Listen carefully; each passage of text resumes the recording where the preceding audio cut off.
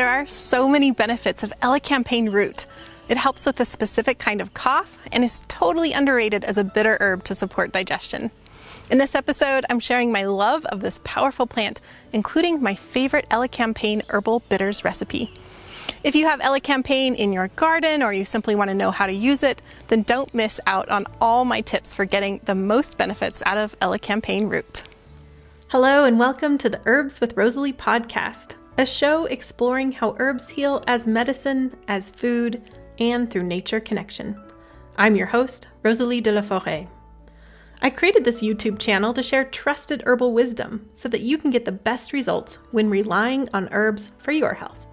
I love offering up practical knowledge to help you dive deeper into the world of medicinal plants and seasonal living. Each episode of the Herbs with Rosalee podcast is shared on YouTube as well as your favorite podcast app. Transcripts and recipes for each episode can be found at herbswithrosaleepodcast.com or through the link in the video description. Also in the video description, you'll find other helpful resources. For example, to get my best herbal tips, as well as fun bonuses, be sure to sign up for my weekly herbal newsletter. Okay, grab your cup of tea and let's dive in. Every spring, Elecampane begins anew.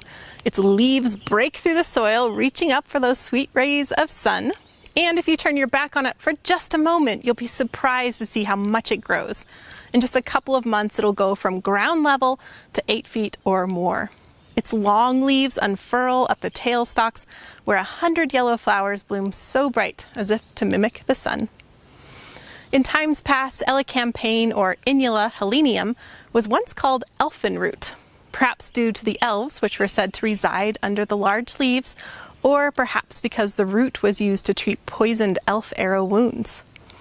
Its species name, helenium, is said to be derived from the belief that Helen of Troy's tears gave birth to this plant. Elecampane is native to Europe and Asia and has been used for medicine for thousands of years. It was mentioned in the 1st and 2nd centuries by all the big Western herbal names like Dioscorides and De Materia Medica, by Pliny the Elder, and by Galen of Pergamon. Do you have experience with the benefits of Elecampane root? I'd love to hear about it in the comments on YouTube or on the official podcast page, herbswithrosaleepodcast.com. Your comments always mean a lot to me because I love cultivating a community of kind-hearted, plant-loving folks. Plus, it's always interesting and insightful to hear the experiences of plant lovers out there. And you never know, your suggestion may also help others. Okay, let's dive in. Elecampane energetics. Elecampane root has a pungent, bitter, and sweet taste. This special combination of tastes make it a strong ally for the lungs and digestion. Elecampane is warming and it gets things moving. Many of Elecampane's actions can be described as stimulating, as it's stimulating expectorant, stimulating diuretic, and emmenagogue, which stimulates the menses, and so on. Therefore, it's best suited for stagnant and damp tissues. However, it's too simplistic to call this a drying plant. It also isn't a simple astringent that tightens and tones lax tissues, but instead it stimulates movement of excretions while simultaneously moving out old stagnant dampness out of the body. Think of it like this. There's a stagnant pool of water filled with muck and grime and other unappealing growth. Elecampane wouldn't simply remove the obstruction, allowing old water to flow away. It would also stimulate the flow of fresh water, restoring health and vitality. If you're new to the concepts of herbal energetics and understanding if a plant or a condition is hot or cold or damp or dry, then I highly recommend my first book, Alchemy of Herbs. This best-selling book shows you exactly how to choose herbs that are best for you based on herbal energetics. Elecampane, a famous cough remedy. As I mentioned, the benefits of Elecampane root are renowned for coughs. And it's true. Elecampane root has so many benefits for the lung. And it's so effective because it doesn't simply have one action. Instead, it's super complex. So in this section, I'm sharing the 4 ways that Elecampane roots have benefits when you have a cough. Here's the thing. Elecampane root is amazing for some coughs, but not all coughs. Elecampane is best for coughs that are wet, cold, and congested. One of the best ways to describe an elecampane cough is boggy. So the first benefit of elecampane root for coughs is as a stimulating expectorant, which increases the flow of mucus. Herbalist Matt Woods says that in some cases it actually strengthens the cough reflex, which facilitates the release of stagnant and stuck mucus from the lungs. It's long been known that elecampane root is best for congested coughs. Here's the advice from the King's American Dispensatory from 1898. Elecampane is a popular remedy in coughs, but it is often used without sufficient discrimination. For while it answers an excellent purpose in subacute and chronic cases where the lung structure is relaxed and expectoration viscid or too profuse, as in humid asthma, it is not suitable for cases of any class where the lungs are irritated or dry, as it then increases the dryness and gives a feeling of constriction. In addition to moving stuck mucus and restoring healthy mucus, elecampane root is strongly antimicrobial. Elecampane is specific to bronchial infections and was historically used for tuberculosis. An in vitro study found that an extract of the root eliminated 100% of MRSA strains. However, no human clinical trials have been performed as yet. The third benefit of elecampane root is that it also exerts a mild influence over lymphatic tissues. This can be useful for swollen lymphatic glands in the throat, as well as for the lymphatic tissues in the GI tract, which is super important, so more about that in just a bit. The fourth benefit of elecampane root for coughs is as an anti-inflammatory herb. As a study in 2020 pointed out, during the cold and flu epidemic season, over 90% of acute wheezing disease is associated with bronchial inflammation. With this in mind, researchers looked at elecampane in vitro to determine its anti-inflammatory effects. They concluded, our observations justify the traditional use of elecampane for a treatment of inflammation-based diseases in the respiratory tract. This was a cool preliminary study, but I don't want to be misleading. Addressing inflammation in the body, especially chronic inflammation, isn't as simple as a this for that formula. Instead, we need to look for the root causes of the inflammation in order to fully resolve it. If you're concerned with chronic inflammation and the many ways this can show up in our bodies, like heart disease, cancer, type 2 diabetes, chronic pain, and more, then you'll definitely want to check out my free training, How to Use Herbs to Transform Your Health to Get More Energy and Vitality Without Expensive Supplements or a Restrictive Elimination Diet. You can access this free training by visiting herb-training.com. Okay, so far I've shared 4 ways that elecampane supports a cough. As a reminder, that's as a stimulating expectorant for relieving congestion, as an antimicrobial, a lymphatic, and as an anti-inflammatory. As I said before, elecampane is very complex and it can work in a variety of ways. It can also be used for stuck mucus in the sinuses or to correct post-nasal drip. Herbalist Matt Woods says it's specific to mucus discharge that then causes indigestion, such as post-nasal drip. A 2021 clinical trial assessed the benefits of a cough syrup for children made with elecampane, honey, mallow, and plantain, and helichrysum. That's an interesting formula. In this study, half the children were given the syrup and the other half were given a placebo.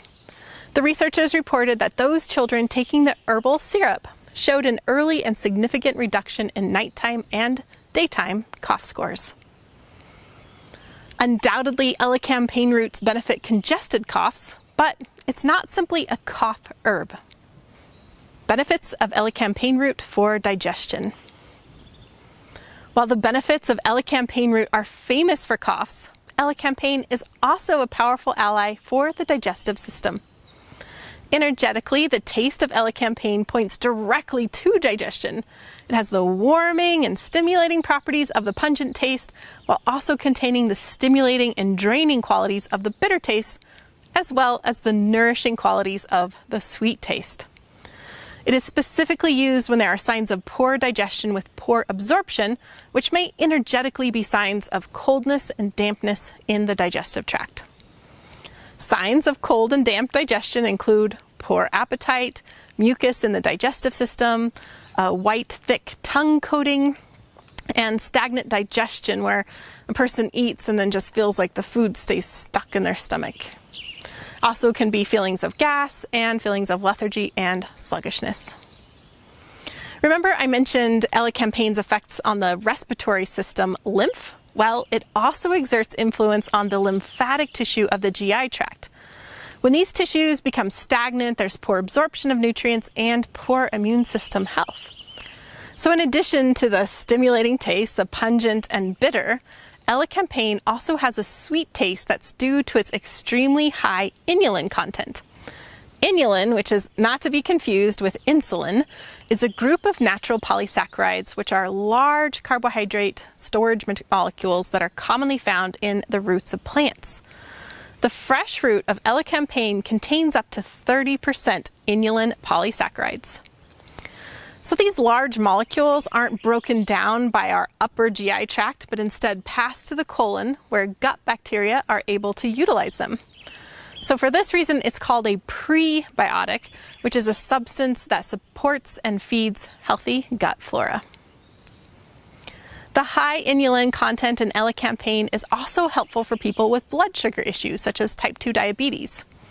This starch, inulin, slows down sugar metabolism, reducing harmful blood glucose spikes that contribute to insulin resistance. Inulin may also have antioxidant qualities, which reduce systemic inflammation, often associated with those diseases. Elecampane's ability to strengthen digestion and improve absorption helps to restore health for people who are malnourished. Elecampane is also used as a vermifuge and has been used against intestinal parasites.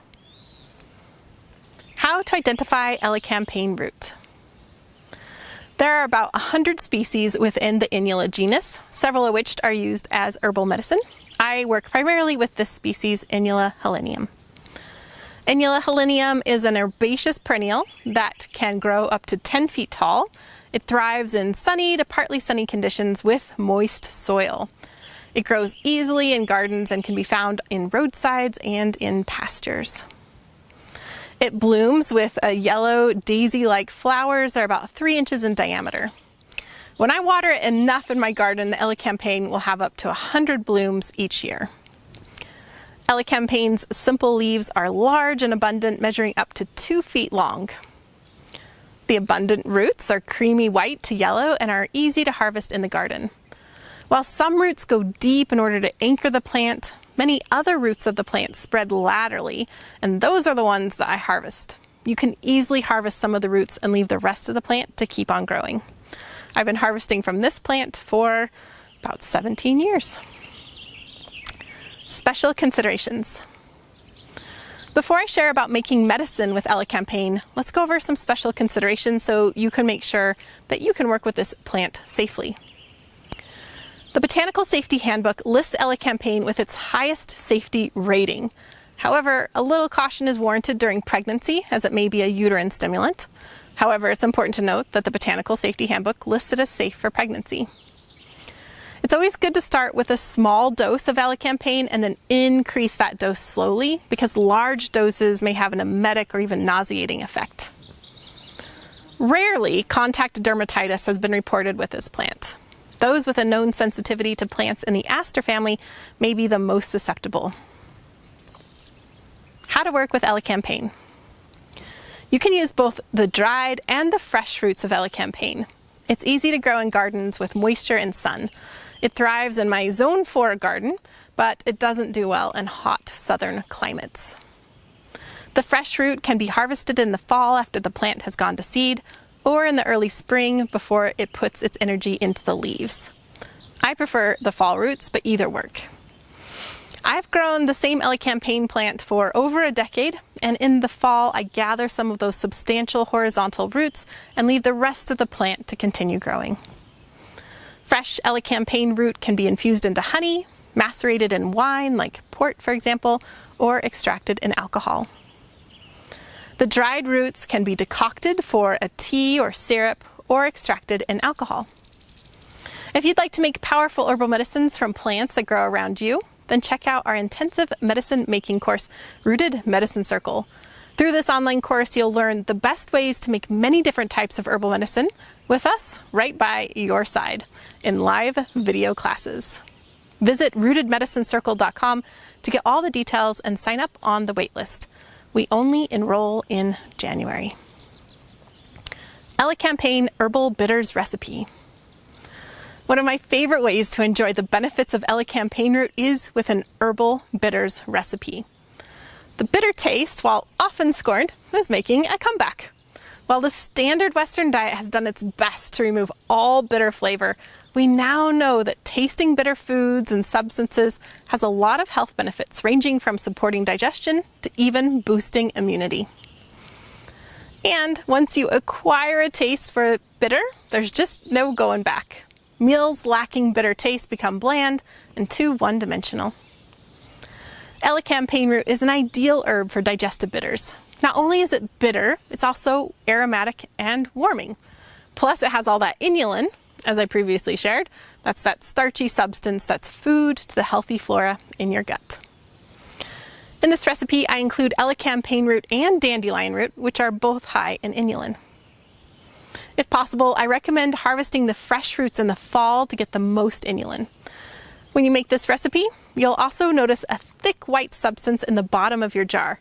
And don't filter this out. That's the inulin. Some people may experience increased gas and bloating when taking inulin, though I doubt there's enough in this particular recipe to cause many people problems. The following is one of my favorite herbal bitters recipes, and it contains a myriad of flavors, including bitter, aromatic, and even some sweetness. The ingredients are 20 grams of dried elecampane root, 10 grams of dried roasted dandelion root, 10 grams of fresh minced ginger, 5 grams of licorice root, 3 cloves, 3 grams of cracked black pepper, a third cup of honey, 1 whole orange, organic preferably, and 1 vanilla bean pod, which is optional. You'll also need roughly 3 cups of brandy or vodka.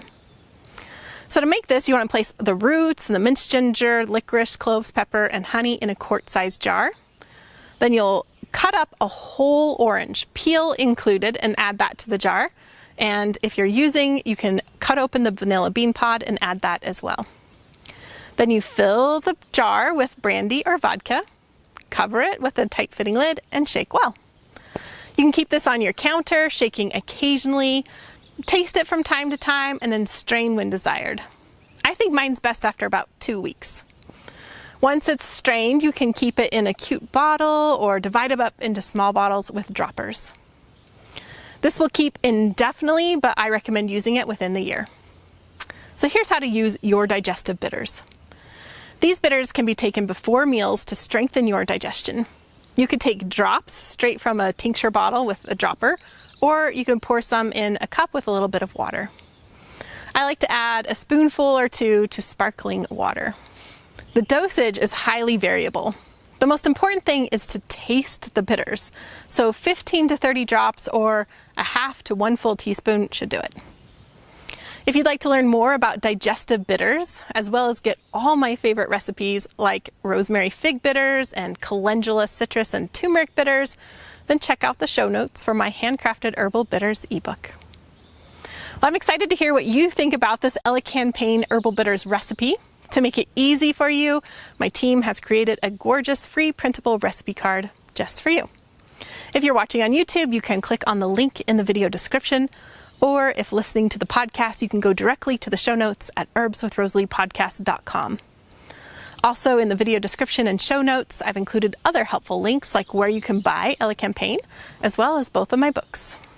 If you enjoyed this video on the benefits of elecampane root and this herbal bitters recipe, and you value trusted herbal information, then I hope you'll stick around. The best way to get started is to subscribe on YouTube and your favorite podcast app. One of the best ways to retain and fully understand something you've just learned is to share it in your own words. So with that in mind, I invite you to share your takeaways with me and the entire Herbs with Rosalee community.